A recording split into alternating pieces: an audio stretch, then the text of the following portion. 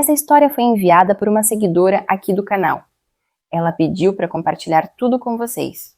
Exatamente como aconteceu, mas por motivos de privacidade, os nomes e alguns detalhes foram alterados para preservar a identidade dela e da família.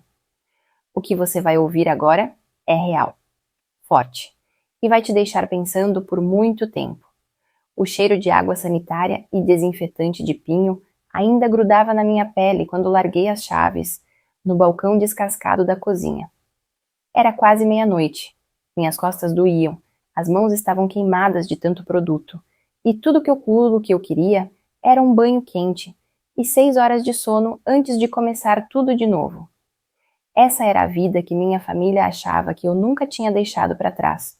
A da diarista, vivendo de casa em casa, sempre no limite. Para eles, eu era a decepção. A que largou a faculdade. A que nunca vingou. E por anos deixei que pensassem assim. Interpretei o papel direitinho. Calada, apagada, lutando para pagar o aluguel.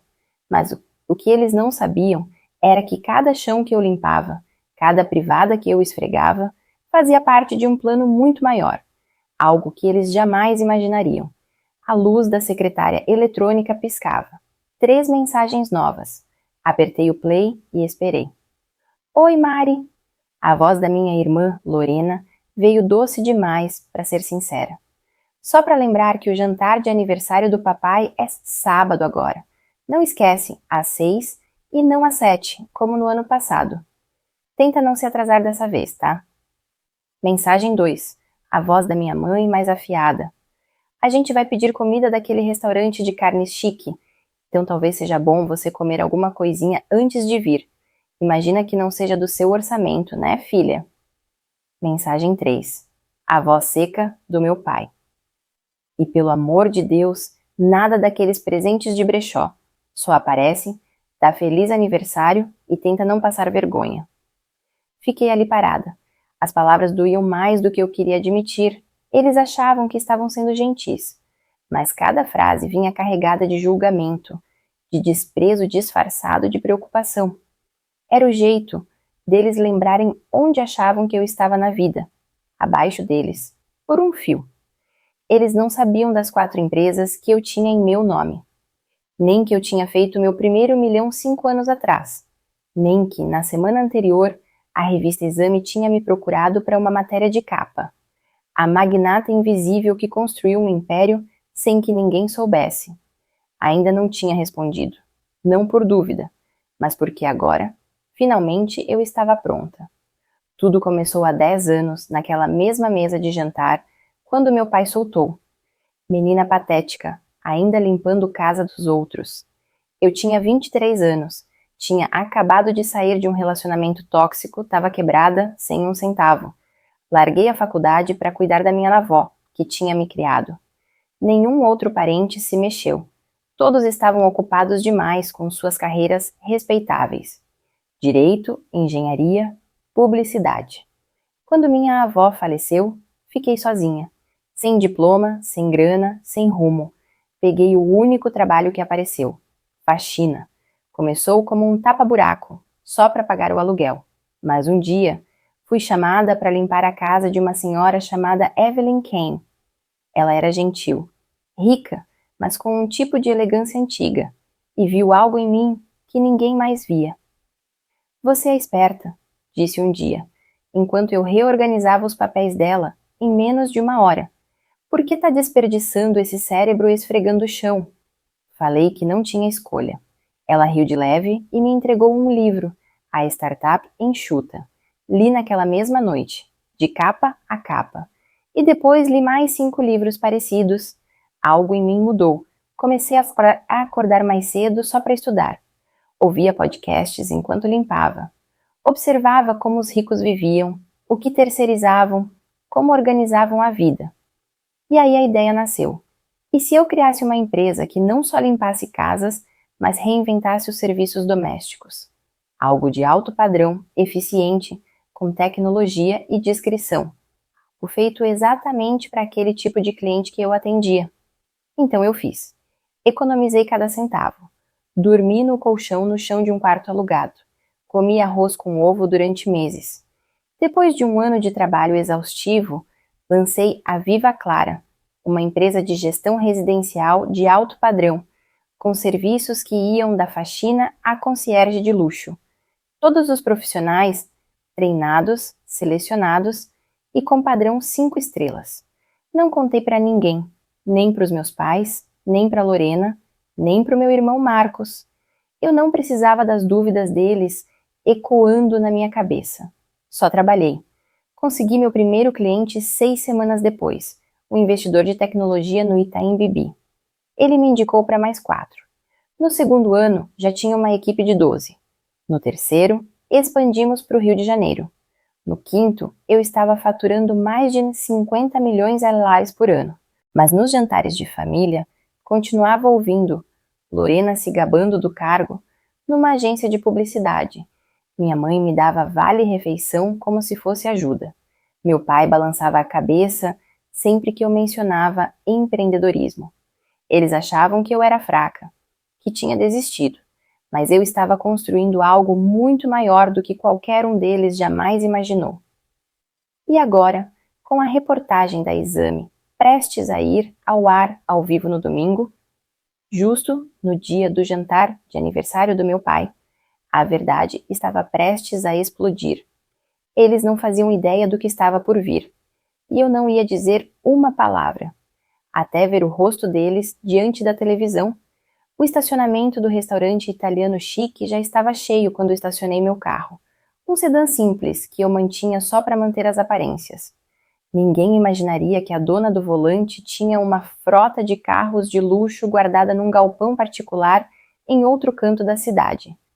Fiquei ali por um instante, mãos no volante, observando os manobristas correndo para lá e para cá sob a luz quente dos cordões de lâmpadas. Tecnicamente, eu não precisava estar ali. Poderia ter deixado que a matéria na TV dissesse tudo, mas uma parte de mim queria ver, queria olhar nos olhos deles quando tudo mudasse. Queria que aquele momento aterrissasse com o peso certo. Saí do carro, entreguei a chave ao manobrista com um aceno e entrei no restaurante. Mariana! A voz de Lorena soou como sinos cobertos de mel falso. Ela se levantou, braços abertos, surpresa ensaiada no rosto. Você tá no horário! Tô chocada! Forcei um sorriso. Feliz aniversário, pai! Ele mal levantou os olhos do cardápio. Você parece cansada. Dia cheio de faxina. E lá estava, a cutucada, a frase que ele vinha guardando desde o momento em que soube que eu ia aparecer. Nem se preocupou em disfarçar o sorriso. Senti o calor subir pelo rosto, mas sorri. Pode-se dizer que sim. Minha mãe se inclinou e tocou minha mão. A gente fica feliz que você veio, filha. Sabemos que seu trabalho deve tomar muito do seu tempo. Trabalho. Foi assim que ela chamou o ato de gerenciar 3 diretorias regionais e negociar contratos com construtoras de alto padrão em 2 continentes. O garçom se aproximou para anotar os pedidos e Lorena, como sempre, começou a se exibir. Falava de um pitch importante para uma marca de tecnologia, campanha com influenciadores. Jogava o cabelo como se fosse atriz de novela. Aí, ela virou para mim. E o negócio da faxina, como vai? Tomei um gole de água. Tá crescendo. Meu pai riu pelo nariz, segurando o copo de uísque. Deve ser bom viver sem ter que pensar muito, né? É só limpar e pronto. Vida simples. Houve um tempo em que isso me destruiria, em que eu choraria no travesseiro me perguntando se devia ter contado a verdade. Mas não hoje. Hoje eu só sorri. Simples, mas eficaz. O garçom trouxe o vinho e as entradas, e a conversa desviou para a promoção de Olivia no marketing, a nova casa do Marcos, aquelas autocelebrações que vinham sempre acompanhadas de olhares de pena na minha direção. Era quase uma encenação. Foi então que Lorena pegou o celular da bolsa. Vocês viram a matéria que vai passar amanhã na Exame? Uma matéria enorme sobre uma mulher milionária, ex-faxineira. Dá para acreditar? Quase engasguei com a bebida. Como é o nome dela? Perguntei casualmente. Ah! Ela rolou a tela. Mariana. Ri. O silêncio caiu sobre a mesa. Minha mãe piscou, tentando assimilar. Mesmo nome que o seu, comentou Marcos. Coincidência? Claro que é coincidência, interrompeu meu pai com um gesto de desdém. Não tem como ser a nossa Mariana. Lorena caiu na risada. Imagina só, de vassoura para milhões. Sem ofensa, mana, mas você não é bem o perfil da Exame. Sem ofensa, respondi com um encolher de ombros. Nunca se sabe quem está construindo em silêncio. A ironia era sufocante. Ali estavam eles, sentados de frente para a mulher que iam ver na TV no dia seguinte. A mulher que sempre diminuíram, que sempre subestimaram e não faziam a menor ideia. A noite seguiu com as alfinetadas de sempre, elogios vazios e uma carne passada demais. Mas eu aguentei firme, porque sabia que no dia seguinte tudo mudaria. Depois do "parabéns para você" e das fotos ensaiadas, me levantei. Já vai? Meu pai perguntou, cortando o tiramisu com a lateral do garfo. Cedo amanhã. Trabalho não para. Continua lavando o banheiro, soltou ele com um sorriso debochado. Sorri de volta. Algo assim. Ao sair, Lorena ainda gritou. Traz umas luvas na próxima. Quem sabe você limpa meu AP também. Parei, virei um pouco e dei um sorriso que dizia tudo e nada ao mesmo tempo. Até amanhã, respondi. Eles acharam que eu falava do brunch, mas eu falava do momento em que veria o meu rosto nas telas, do instante em que o mundo todo saberia quem eu era, antes mesmo da minha própria família entender. O domingo amanheceu limpo e claro. O sol invadia a cobertura onde eu morava, iluminando cada canto da sala envidraçada. Com uma caneca de café na mão, fiquei ali na frente da janela de vidro, observando a cidade acordar lá embaixo. Normalmente, meus domingos eram silenciosos, tranquilos. Mas hoje era o dia. Liguei a TV. Eram 8h58 da manhã. No canto da tela, a contagem regressiva para o programa especial da revista Exame marcava os segundos finais. Eu já tinha assistido a matéria finalizada 2 vezes, mas queria ver ao vivo. Não por mim, por eles. Porque eu sabia exatamente o que minha família estava fazendo naquele momento. Levantando meio de ressaca do vinho do jantar, passando o café, ligando a TV, sem ideia do que estavam prestes a ver. A vinheta subiu. Hoje, contamos a história de uma mulher que redefiniu o conceito de sucesso, uma empresária milionária que construiu um império em segredo, até mesmo da própria família. Conheçam Mariana Rê, fundadora e CEO da Viva Clara. Meu nome, falado com respeito, com força. Respirei fundo. Na tela, imagens do nosso escritório em São Paulo, com vidraças modernas e o logo dourado. Depois, uma cena minha, entrando no prédio com um terninho branco impecável. Salto alto estalando no mármore. Minha voz entrava por cima. Achavam que eu era só uma faxineira. Ninguém imaginava que eu estava construindo um império. A matéria seguiu com entrevistas de clientes, membros da minha equipe, vídeos dos primeiros anos, eu limpando bancadas, organizando armários, distribuindo panfletos impressos numa lan house 24. E aí, a parte de impacto. Uma lista das cidades onde a Viva Clara já atuava. São Paulo, Rio de Janeiro, Brasília, Belo Horizonte, Salvador, Lisboa, Londres, Dubai. 6 países, mais de 300 funcionários. Avaliação de mercado, 16 milhões de reais. Eu podia imaginá-los vendo tudo. Meu pai derrubando a caneca de café, Lorena de boca aberta, minha mãe soltando um grito alto o suficiente para acordar os vizinhos. Eu não tinha dado nenhum aviso, nenhuma pista. Então veio a última cena. Eu saindo de um Rolls Royce preto, de óculos escuros, sendo abordada por uma repórter. Por que manter tudo em segredo por tanto tempo? Virei para a câmera e respondi. Porque sucesso não precisa de validação. E às vezes, a parte mais doce da jornada é ver aqueles que duvidaram de você perceberem que nunca te conheceram de verdade. Tela preta. Não passaram 5 minutos e meu celular explodiu. Chamadas, mensagens, marcação nas redes sociais, notificações sem parar. E aí, O grupo da família começou a pipocar. Mãe: Mariana, a gente viu a matéria, é verdade? Lorena: como assim? É você? Por que nunca contou? Marcos: meu Deus, Mari, você tá na exame. Desde quando isso tudo? Pai: a gente precisa conversar. Agora. Olhei para a tela, deixando as mensagens se acumularem. O café tinha esfriado, mas eu não me importava.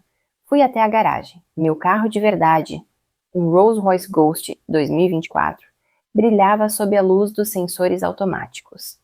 Entrei, liguei o motor e dirigi.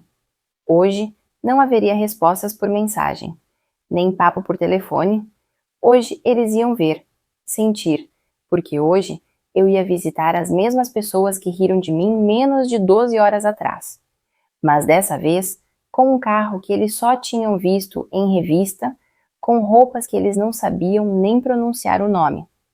E não como a vergonha da família, mas como a mulher, que naquele instante o mundo inteiro estava comentando.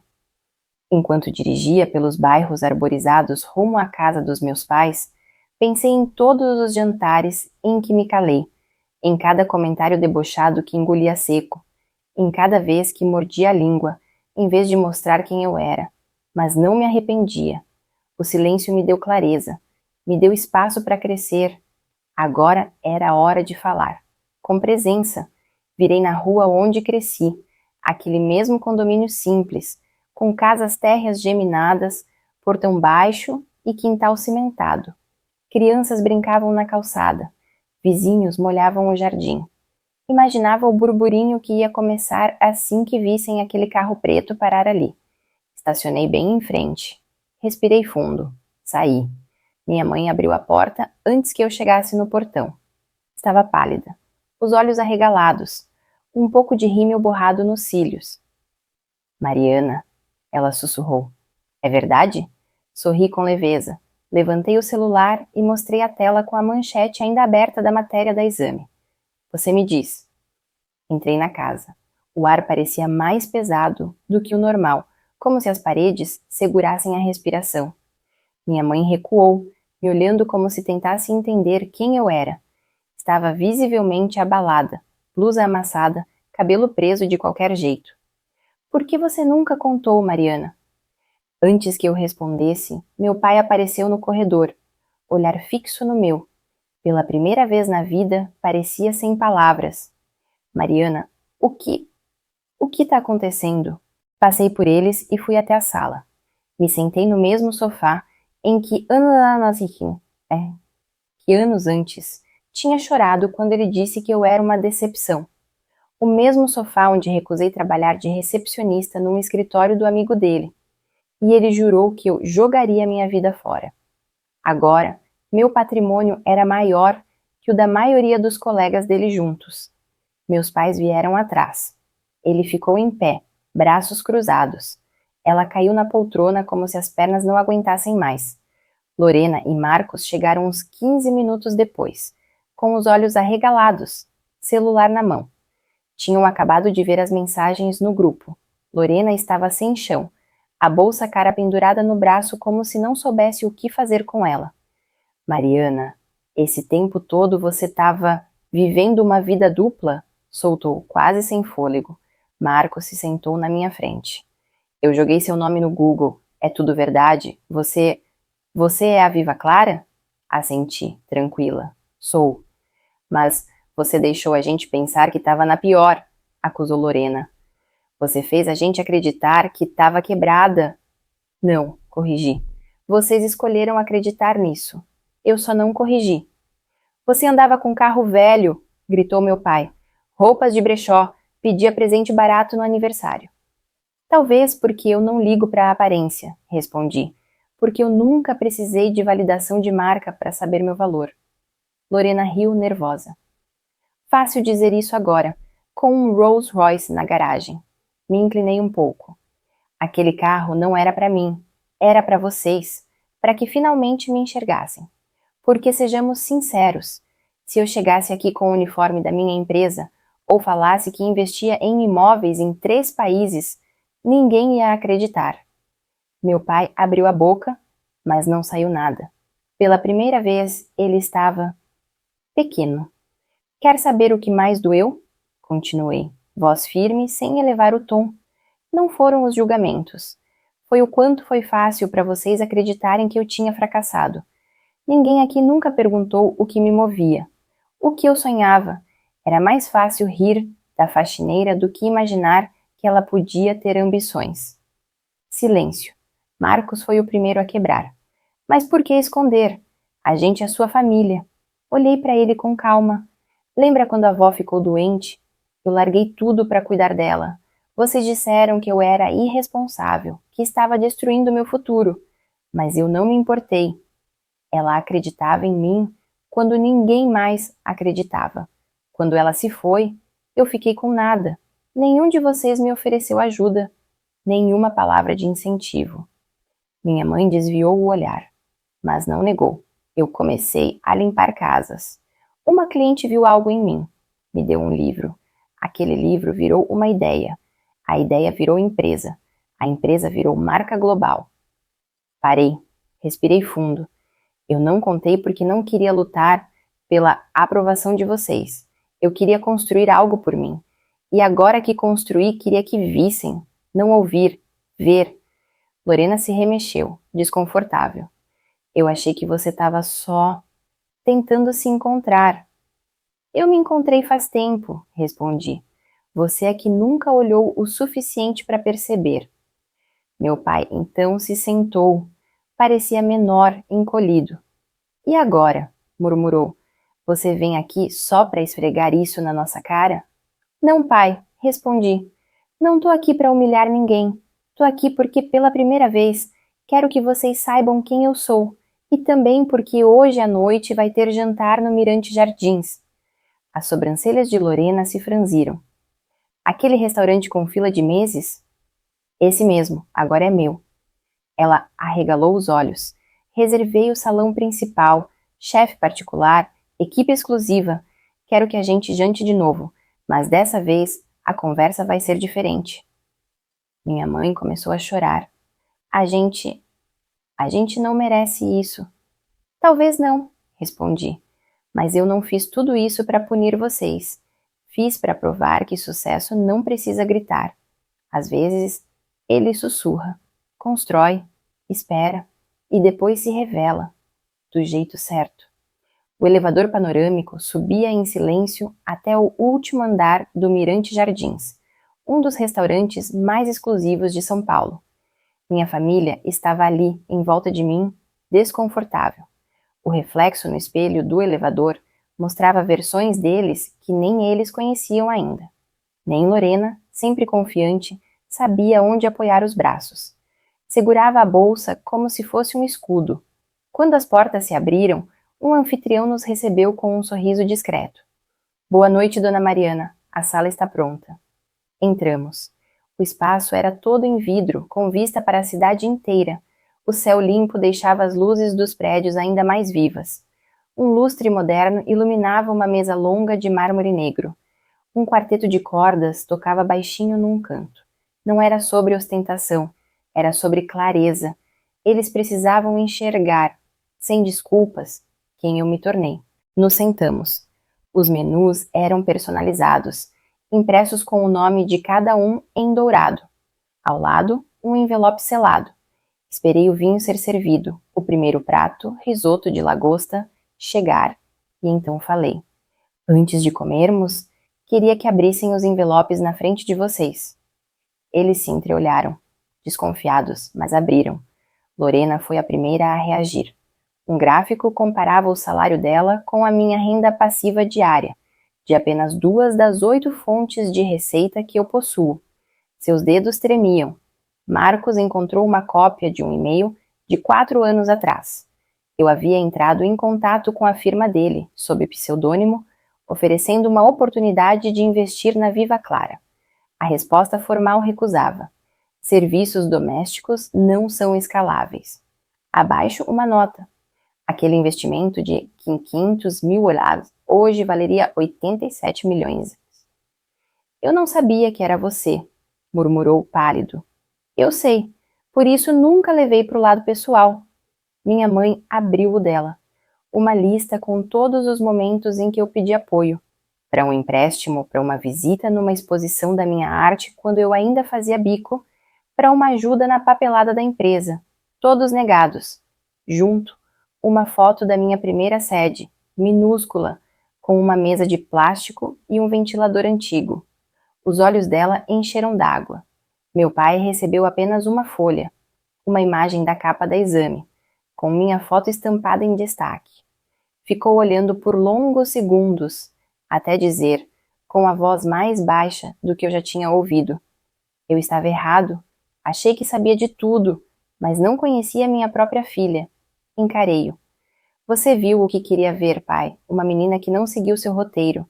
Então, ao invés de perguntar por quê, você presumiu que eu estava perdida. Ele assentiu devagar. Pela primeira vez, parecia sinceramente arrependido. O jantar continuou, dessa vez sem competição, sem monólogos egocêntricos, sem sorrisos falsos. Era só silêncio. Reflexão. Na sobremesa, um soufflé de chocolate com calda de framboesa. Me levantei e fui até uma tela no fundo da sala. Quero mostrar mais uma coisa. As luzes se apagaram. Começou uma apresentação. Fotos da minha trajetória. Eu limpando casas, dormindo no chão com livros empilhados, panfletando em portaria. Meu primeiro retiro com a equipe. Minha primeira capa de revista. O primeiro apartamento com aquecedor central. Cada imagem acompanhada de frases, algumas da imprensa, outras de e-mails e mensagens antigas. Você está desperdiçando sua vida. Tenta um técnico, quem sabe? Mariana precisa cair na real. Por fim, uma imagem minha com a vovó na cozinha antiga, sorrindo. A legenda. Ela acreditou em mim quando mais ninguém acreditou. Voltei para a mesa. Isso tudo não foi por vingança. Foi pela verdade. Não quero desculpas. Só quero que vocês parem de fingir que eu fui menos. Ninguém falou por um tempo. Minha mãe se levantou, com lágrimas escorrendo pelo rosto. Me abraçou apertado. Me perdoa, sussurrou. Não só por não ver você, mas por nunca ter tentado olhar. Apertei o abraço. É só isso que eu sempre quis. Lá fora, a cidade brilhava. A música preenchia o silêncio com delicadeza. Aquele não era só um jantar, era um acerto de contas. E talvez um começo. Já fazia uma semana desde o jantar no Mirante Jardins. O mundo ainda falava da matéria. As redes sociais não paravam. Meu e-mail estava lotado de convites, entrevistas, podcasts, eventos, propostas de parceria. Tinha sido nomeada uma das mulheres mais influentes do ano pela Exame e ia palestrar em um evento global de inovação. Mas não era isso que me tirava o sono.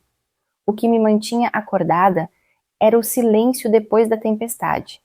A calma estranha que aparece depois de anos correndo atrás de algo só para provar que você podia. E aí você prova. E percebe que já chegou. Estava sentada na varanda da minha casa no Jardim América. Não a cobertura luxuosa, mas minha segunda casa, mais simples, com trepadeiras na parede e uma fonte de pedra no canto. A lua, minha cachorrinha resgatada, dormia aos meus pés. Ela não se importava com fortuna, com matéria de revista ou com carros caros. Só queria que eu estivesse por perto. O celular vibrou. Era uma mensagem do meu pai. Vi sua palestra no TEDx. Você foi incrível. Queria ter te escutado antes. Tô orgulhoso de você, Mariana. De verdade. Fiquei olhando para a mensagem por alguns segundos. Aquilo não apagava os anos de desprezo, de piadas. Mas era alguma coisa. Um início. Um tijolo de ponte. Outro aviso no celular. Entrevista com a Exame ao vivo em 20 minutos. Olhei no relógio. Dava tempo. Fui pro quarto, vesti uma blusa simples e jeans. Sem stylist, sem equipe. Só eu. Porque depois de tudo, eu tinha conquistado o direito de ser 100% eu. Na câmera e fora dela. Entrei no link. O jornalista sorriu ao me receber. Mariana Rey, obrigado por estar aqui. Prazer é meu. A repercussão da sua história foi gigantesca. Milhões acompanharam sua trajetória. Mas uma pergunta aparece o tempo todo. O que te fez continuar, mesmo quando todos, inclusive sua família, duvidavam de você? Pensei por um segundo. Sorri. Você não precisa que todos acreditem em você. Basta uma pessoa. E às vezes, essa pessoa tem que ser você mesma. Ele assentiu. E se pudesse voltar no tempo, falar com aquela garota, aos 23 anos, sentada num colchão no chão, limpando casas, o que diria a ela? Senti a garganta apertar. Diria que tudo bem se sentir invisível, porque às vezes a invisibilidade é um presente. Ela te deixa construir sem pressão, crescer sem julgamento, florescer sem interferência. E quando você estiver pronta, não vai precisar anunciar nada, vai apenas chegar e o mundo vai ter que enxergar. A entrevista terminou. Fiquei ali, no silêncio de novo, deixando tudo assentar. Naquela tarde, fui até o cemitério. Fazia tempo que eu não ia. O sol passava pelas árvores quando parei diante do túmulo da minha avó. Limpei umas folhas do mármore e coloquei tulipas frescas, as preferidas dela. Oi, vó, falei baixinho. Você estava certa sobre tudo. Peguei da bolsa um panfleto dobrado, o primeiro da Viva Clara, impresso na madrugada, 10 anos atrás, com medo e esperança dividindo o peito. Coloquei ali, encostado na lápide. Sabe, vó? A gente conseguiu. À noite, na cobertura, fiz um jantar pequeno, sem empresários, sem imprensa, só amigos.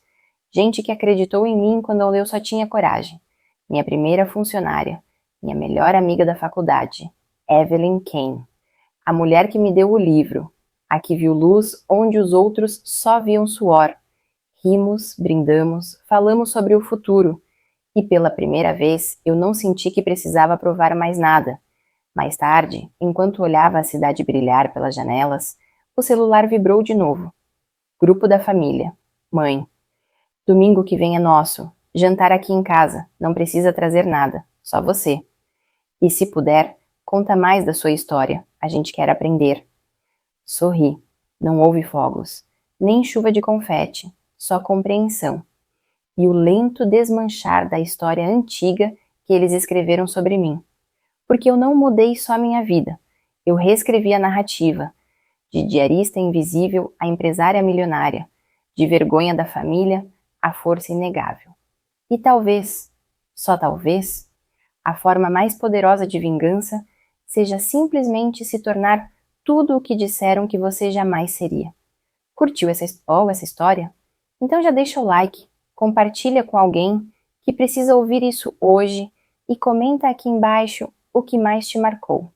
Se você gosta de histórias reais, inspiradoras e com aquele gostinho brasileiro, se inscreve no canal e ativa o sininho, porque vem muito mais por aí. Até a próxima!